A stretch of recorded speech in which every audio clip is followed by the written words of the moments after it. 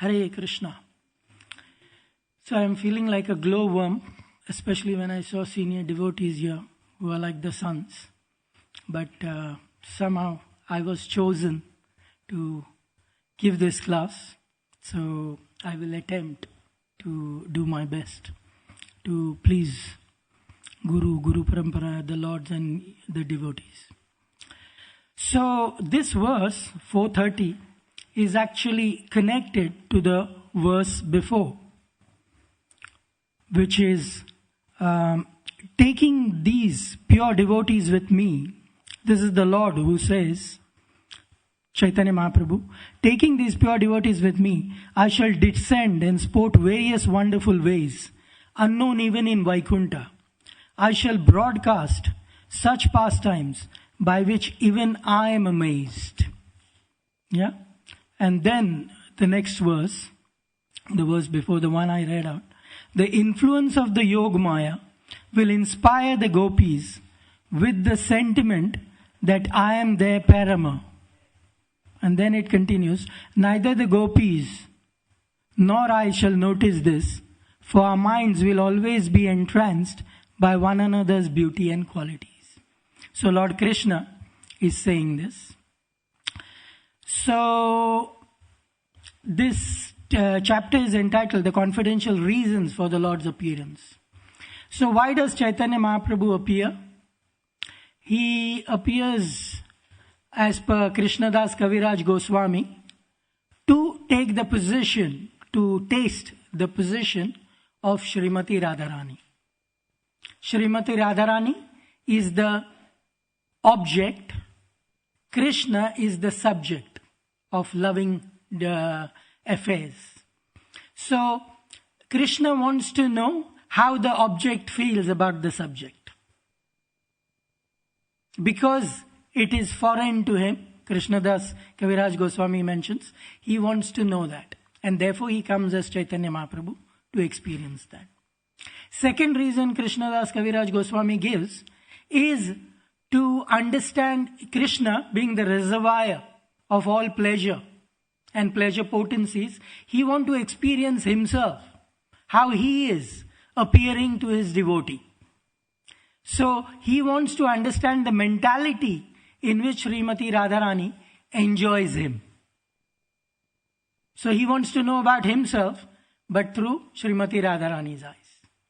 And the third reason Krishnadas Kaviraj Goswami mentions is to taste the bliss himself that Srimati Radharani is undergoing. Because Krishna realizes that even though he is the potent and Radharani is the potency, the Ladini Shakti, still she enjoys millions and millions of times of more happiness than him in their loving affairs. And he just can't comprehend that. So he comes as Chaitanya Mahaprabhu, Sri Krishna Chaitanya, Radha Krishna Nahi Anya, as Radha and Krishna, to experience this bliss that she is enjoying millions of times more than me. Like that. So through these pastimes, Krishna also attracts us. Because Krishna's, one of his potencies is to be subordinate to those who worship him. So Krishna is Madan Mohan, Radharani is Madan Mohan Mohini. She even attracts him, who is more beautiful than millions of cupids combined. But why does she attract him? Not out of her pride and power. No, she gives that up to surrender to him. And that mood conquers Lord Sri Krishna, who then, reciprocates by making her, himself, subservient to her. Like that. And then Lord Chaitanya Mahaprabhu comes to show us that it is available to all devotees. So we can see that in earlier texts of this chapter, it is discussed that what happens in Vaikuntha Loka. There the service is carried on in reverence. Yeah? No one can sit with Lord Vishnu on the same seat as him. They have to be always below him. Yeah? They have to speak with reverence to Lord Vishnu. Lord Vishnu relishes it because Lord Sri Krishna expands as a plenary portion just to reciprocate in this way with his devotees in the Vaikuntha Loka. Krishna is unlimited, he has unlimited desires, and he enjoys unlimitedly. And therefore he creates unlimited living entities in so many universes and planetary systems to reciprocate the love that he has. Like that.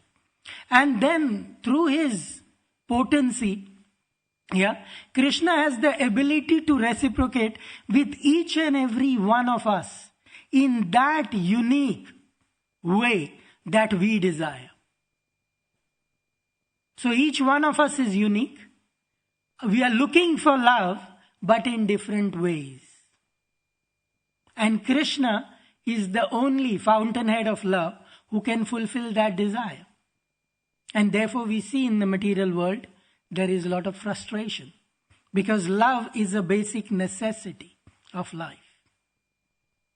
And if that is not fulfilled, then man looks for it in perverted ways.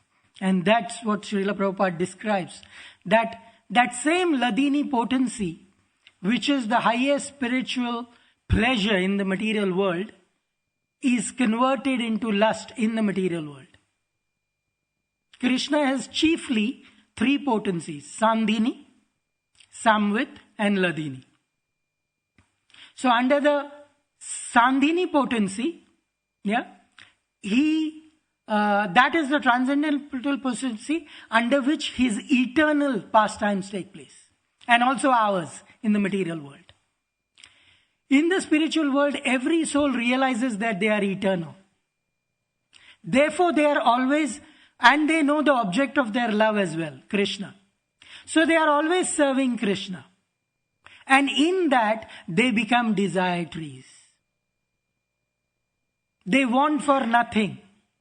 The trees in the spiritual world, it is explained, they give out all types of the fruits all round the year at any time.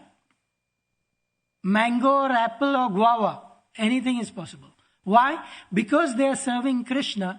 That potency which flows from Krishna flows unrestrictedly. And therefore each and every living entity in the spiritual world has the potency to create as per their desire. Like that. But that potency comes from Krishna. They never desire to dominate the Lord. Their desire is always to serve the Lord. Atmendriya Priti, boli, Tara Naam Prem. That when we, all the sacrifices, all the yagyas that everyone performs, everyone undertakes hardships. But as long as it is directed towards the pleasure of the Supreme Personality of Godhead, then that is prem. But when that same loving potency is directed towards our own enjoyment, that is calm. And that is in the material world. Every living entity is trying to enjoy himself. And therefore, despite creating an orderly civilization, it looks very orderly. People who are going to Harvard, Cambridge, this, that, they are, have top positions. They are the thinkers. The politicians, they might be uneducated, but they rely on these people to help them. And these guys are very learned and they are organizing all this. But because they don't know the secret, they are failing time and again. Financial crisis, environmental crisis, social crisis, family crisis, health crisis, you name it, it is there in the world today. We have to just open the newspapers. Everything is perverted. Because there's no connection to Krishna. In the spiritual world, because the Surabhi cows have connection to Krishna, they give milk all day long, and the best milk. In fact, there are Kamdhenu cows which give anything and everything to any extent. We know even through Srimad Bhagavatam that Jamadagni, Lord Parshuram's father, he had a Kamdhenu cow, which Kartavyara Arjun wanted to steal, and he did steal. Why? Because the king felt himself a beggar. He went with his whole army, so many Akshohinis of army, to Jamadagni's ashram. A sage who had nothing was living in tatters, seemingly. But he was happy in that because he had the greater happiness of love of God. And the Lord had also bestowed a Kamdhenu cow to him. And the king was baffled. He thought, even for me to feed my army and myself, it takes so much. But he is providing everything that we need. Whatever we can think of and imagine and beyond. And in the quantities that we can't think of. So I want this cow and I will snatch it away from him. Of course, that's why Parshuram then decides to finish the Kshatriyas 21 times, the Kshatriya race. Because he sees that the Kshatriyas, instead of respecting the Brahmanas, they're trying to snatch away the Brahmanas' properties. Like that. So Parshuram finishes off. So, coming back to the subject, in the spiritual world, everything is perfect because of their connection to Krishna. Here it is not there. So, in the spiritual world, Krishna says in the earlier text of this chapter itself, he says that when a devotee serves me with reverence, I don't feel that love for him. It is weakened. But when that same devotee takes the place of my mother, my servant, my brother, my conjugal lover, then I become subservient to that devotee's love. Because I enjoy that more. Like that. So, therefore Chaitanya Mahaprabhu comes to give us this. That in these 5 transcendental rasas, Shanta ras, Dasya ras, Sakhya ras, Vatsalya ras, and Madhurya ras. These are available. You can build up a relationship with God. And the Lord will reciprocate accordingly. In whatever consciousness you want to reciprocate with Him. Like that. So, Krishna actually enjoys these relationships.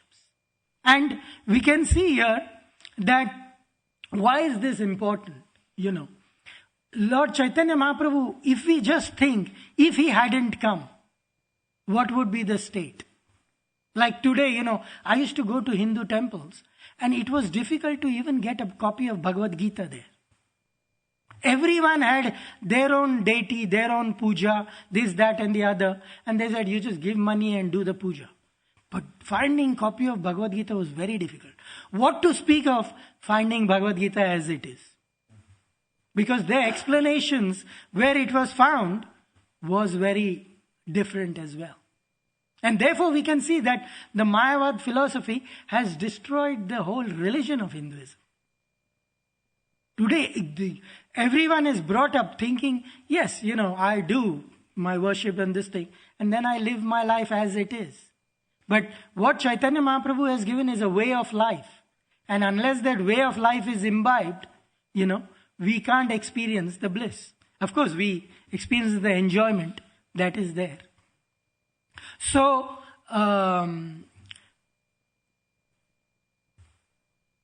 where was I? Connecting to, Bhagavad Gita. Yeah, like that. Even though I found that every Christian church has a Bible. And they would first preach from the Bible. And every Islamic mosque, they have their copy of Quran. I was shocked by this. But when I came to Krishna consciousness, that time I understood. So the importance of Chaitanya Mahaprabhu is, he has given us knowledge about Radha and Krishna. Even the Vallabhacharya Sampradaya, who worship Lord Krishna as Bal Gopal, they remove Radharani from the picture. They don't know about Radharani. This is new to them. This is due to most Indians in India who are coming from that culture. Jai Shri Shri Radha Gokulananda ki Jai. Shri Shri Sita ji, Ram ji, Lakshman ji, Hanuman ji ki Jai. Shri Shri Gaur Nitai ki Jai. Srila Prabhupada ki Jai. So, even in the Vallabhacharya Sampradaya, there is no knowledge of Radha and Krishna. And then Chaitanya Mahaprabhu comes and through, his leelas and through works of Rupa Goswami, Srila Rupa Goswami and the other Vaishnava Acharyas, he gives all the information to everyone who is interested.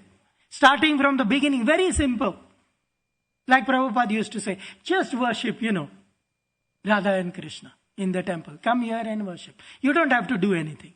Just say, you look so beautiful. Appreciate the dress. I love you. You look beautiful. That's it. Let it start from there. Made it so simple. To the acharyas who are Srila Prabhupada and his disciples who are on Vishuddha Sattva platform. And they give us a taste of what it would be like to enjoy the transcendental mellows. We can see whenever ISKCON gurus come, why is everyone running after them? Because when we sit even near them, our mind steadies. The anxieties vanish away. And for that moment of time, we feel everything is perfect. Because Kurvanti Tirthani, Yudhishthir Maharaj says to Vidura that devotees like you, they carry the Lord within their hearts. And therefore, wherever they go, that place becomes a pilgrimage. And Chaitanya Mahaprabhu, through Srila Prabhupada and his disciples, he is giving us a taste of that. Otherwise, it is so difficult to find that these devotees who don't want anything from us, yet you just sit beside them and you feel such sense of bliss. Yeah, when they speak, your heart, you feel so satiated in the heart, at least to some degree, because their voice comes by touching. They speak from the scriptures. Their voice comes as a sacrifice to Krishna. So he touches their heart. So they are always in that mode of serving Krishna. So this would all have been unavailable had Chaitanya Mahaprabhu not come. And we have to we shouldn't experiment. We have got it here. But even if we look at other places where Vaishnavism is followed, we can see that there is a lot to be wanted by the people following that. Recently we went to South India, seat of Ramanuja Sampradaya. They are running temples where we went because Radhanath Swami Maharaj conducted the yatra, and he said, we are going there because Chaitanya Mahaprabhu went there. That is the only reason. Because the Supreme Personality of Godhead, when he goes anywhere, he imbues that place and everything around with his potency and mercy. And we are trying to access that mercy and feel that potency. So we went to all these places and they are so happy by experiencing this process that Chaitanya Mahaprabhu has given us. Last time I was there in South India, the person who was 56th in line to Ramanujacharya, the head of their sampradaya, what he mentioned is, we feel like joining you. Your process is so blissful. These were his words. Come back again next time with double the numbers. At that time there were 2,000 devotees. This time there were 5,000. And they were so happy. They all came, several of them, and they paid obeisances to Maharaj, they glorified him for bringing devotees, for bringing the process to them. Because they hadn't experienced this, even in their sampradayas. Because what Chaitanya Mahaprabhu has given us easily, chanting, dancing and feasting, which is easy to even anyone who can just start. But that is just the beginning to one who wants to discover endless, happiness, love, peace, whatever it is. And it is every day, Srila Prabhupada has put it into the process, the morning program, whatever happens throughout the day. Worshipping Radha Krishna 6 times, eating Mahaprasad, it's all there, going on throughout. We have to just access. That mercy is so, we have to be so grateful for that, because it is not easily available like that. So that shows the importance. And then, I'll just close by, saying something about one of the disciples of Ramanujacharya, who, in the Shri Sampradaya, which is also an authorized Sampradaya. His life is really, unique, and the way he served his spiritual master. So his name is Kuresh. And he was known as Kuresh because he was literally the controller of this town called Kura. So Kur-Isha, Kuresh, he was known. Very wealthy, and his wife was Anda, very beautiful and very devoted to serving the Lord. Like that. So they were carrying on their lives, and Kuresh used to donate whatever people wanted because he had so much. And he had complete faith that if I give what people want to further their religious duties, then the Lord would supply me unlimited. Like that. So much so that even Lakshmi Devi, the goddess of fortune, wanted to have his darshan. He was that generous.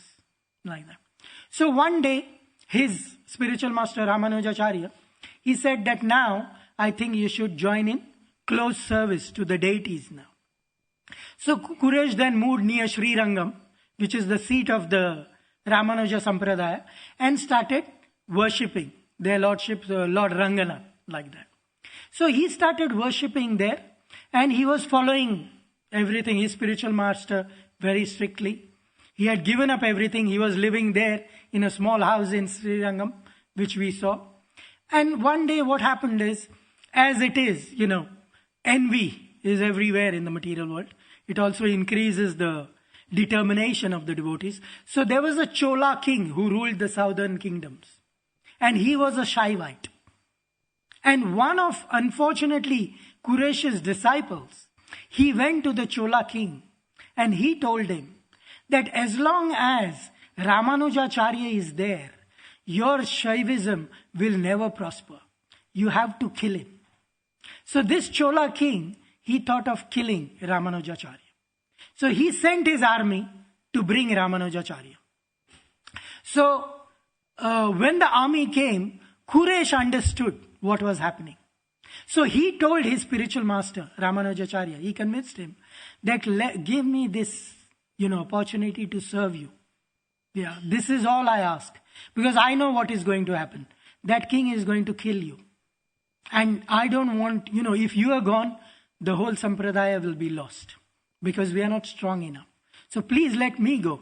It was not the days of photographs and everything. So, they didn't know who was who. So then they exchanged their clothes. And Kuresh went to the Chola king as Ramanujacharya. With Kuresh, Mahapurna, who was another senior disciple of whom Ramanujacharya had taken shelter, he said, I will also go, even though he was 86 years old. So because they couldn't stop him and he was senior, he also went. So this Chola king, he had a debate, as was in the olden days, an open debate, where everyone, all the subjects could see. And then the debate was, which one is greater, Shaivism or Vaishnavism? So Kuresh and Mahapurna, they defeated all the pandits that the kings brought. And the king was very frustrated. So he said, where right doesn't work, use the might. And he told Kuresh and Mahapurna, he said, if you don't write a letter saying that whatever we have argued, that's okay, but Shaivism is greater than Vaishnavism, then I will have, I will take out your eyes by putting, hot rods into them, like that. And they said, whatever the Lord wants, we won't sign this. Because that would be, that would defeat the purpose. So the king, he followed whatever he said. He took them he had people take them into the jungle. They put hot rod into the eyes. And then Mahapurna, who was old enough, he couldn't take it. Kuresh told him that we'll go back, we'll get back, I'll help you. He said, no, let me die in your lap. So Mahapurna dies in his lap there, out of, trying to come to terms, thinking of his spiritual master Ramanujacharya. And then Kuresh, somehow with the help of some people in the jungle, he escapes. He escapes and he comes to Ramanujacharya. And Ramanujacharya, he can't, the sacrifice that he has given, he can't even speak about it. So Ramanujacharya then tells him, you have one instruction. In South India, there's another temple called Varadaraj in Kanchipuram, which is again a seat of Vaishnava Sampradaya. Varadaraj is famous for giving benedictions. He is Lord Krishna, but Varadaraj means the king of benedictions. He just gives all sorts of benedictions. So Ramanujacharya specifically tells him that you go and ask Varadaraj for your eyes. So Kuresh starts serving Varadaraj, and he sings daily beautiful poetry that Varadaraj appreciates like anything. One day Varadaraj tells him, please ask something that you want. I am ready to give you anything, including your eyes. Because Varadaraj knows Ramanujacharya wants him to get his eyes like that. So Kuresh says to Varadaraj, Lord, if you want to give me anything, give me one thing. That Chola king who arranged, for our eyes to be, taken out by the hot rods, you forgive him and he may attain Vaikuntha. So Varadaraj says, are you okay? So Kuresh says, yes, that is what I want. So he says, okay, if it is your will, it is done. So that day, Ramanujacharya meets Kuresh. He said, what did you ask for? He says, I asked for this. He said, what are you doing? Why should you be doing this? Just ask for your eyes. So he says, okay, it's your instruction, so I will see what happens.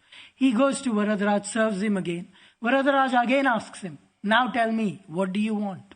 I am ready to give you anything, including your eyes. So Kuresh says, that devotee who betrayed me, my devotee who went to the Chola king and gave him all the information, you give him forgiveness and see that he goes to Vaikuntha Loka. So then Varadaraj says, there's no use arguing with you because it seems you have made up your mind. Okay, that is granted like that. So Ramanujacharya now can't take it, He says, what is happening? I'm instructing you as your guru to ask for your eyes, Please do that this time. So again, Kuresh starts serving him. And then Varadaraj asks him the third time, what do you want? And this time, Kuresh says that, oh Lord, give me that vision, where I'll always remember you and see you and never forget you, which is the essence of all Vaishnavism, to always remember Krishna and never forget him like that. That I can always see you. Varadaraj immediately says, granted, before he can change his mind. So then that day, Ramanujacharya comes and they meet and he sees his eyes are the same. And he says, did you ask Varadaraj for your eyes? He says, yes, but I asked him for a vision that I can always see him. But he says, I can't see him. I can't see that. But he says, can you describe what Lord Varadaraj is wearing? And Kuresh described exactly what Varadaraj was wearing. So Ramanujacharya was convinced that he has got such a vision that is beyond the mundane material vision. He can see the Lord permanently at every moment, which is what is the, aim of all Vaishnavism. Prem Pumartha Mahan, to see the Lord and build up a loving relationship with him. So like that story I thought, it's history, it's not a story, it's history, was most fascinating. And it shows the relationship between the spiritual master and the disciple, and what disciples have gone to what lengths to please their spiritual master. And then, they have also achieved direct relationship with the Lord.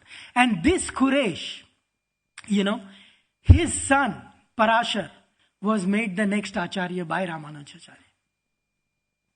So Ramanujacharya nominated him, and that line is still continuing. And today, Kuresh is one of his great grandsons, so many times removed from him, sits on the board of this committee, which runs the Ramanujacharya Sampradaya. He also spoke. He came, offered obeisances and spoke about that. So it was very fascinating going to these places to meet devotees. The Srimad Bhagavatam says, don't go to Tirtha just to put few coins and ask for something. To hear from devotees. So all these devotees who spoke, it was so nice to hear from them. Really beautiful. It's now 8:30. Maybe there's 1 minute. If there's any question, can I take a question? Yeah, one question, then I'll take that. Otherwise we can finish the class.